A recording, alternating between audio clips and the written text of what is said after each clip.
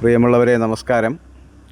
ഇന്ന് ജയ് ജനസേവ ഫൗണ്ടേഷൻ ജില്ലാ കമ്മിറ്റിയുടെ നേതൃത്വത്തിൽ ഈസ്റ്റർ ദിനത്തോടനുബന്ധിച്ച് പുല്ലുവിള ഗവൺമെൻറ് ആശുപത്രി പരിസരത്ത് വെച്ച് രോഗികൾക്ക് സൗജന്യ സായാഹ്ന ഭക്ഷണ വിതരണം സംഘടിപ്പിച്ചു.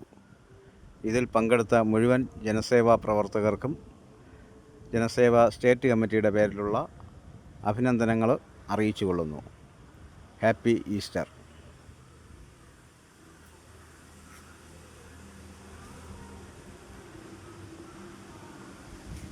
കൊടുക്കാം.